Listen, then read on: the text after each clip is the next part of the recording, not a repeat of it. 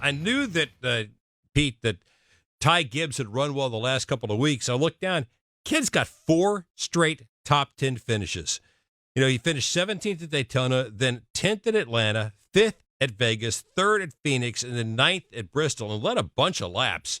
Kid is having a great year, and I think a lot of us felt like at the beginning of the year he was the kind of driver that we'd probably see win a race this year. Might come sooner rather than later. No doubt. Brett, there's no doubt he's going to win a race. I think the way he's been running, you can make a very good case that he'll win multiple races this year. And, you know, he's been just different racetracks, too. And that's the other part of it that's been really impressive to me. You're talking about a lot of different kinds of tracks here in the early part of the season.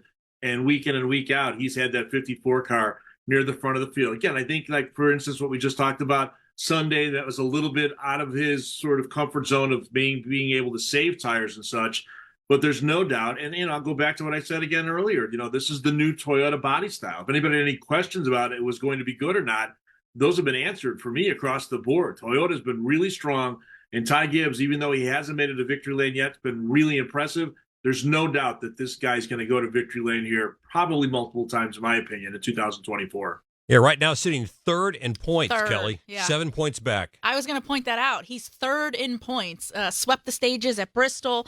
I echo everything Pete just said. I mean, different types of racetracks. He's led, I think, the third most laps of any driver already this year through 5 races. So he's doing a tremendous job, and not just in the numbers, but he passes the eye test, as a lot of us like to say. He's driving really smart, well races right now. He's doing a great job behind the wheel. Obviously, he has fast race cars. He's got a team that can get it done. Chris Gale, his crew chief, is top notch in the garage.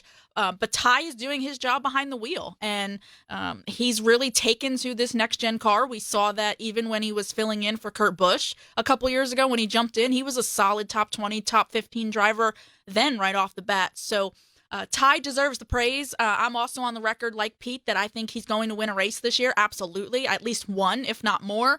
So through 5 races, I would say that he definitely is top of mind maybe for most impressive right now. Not just with the numbers, but the eye test. He's doing a heck of a job.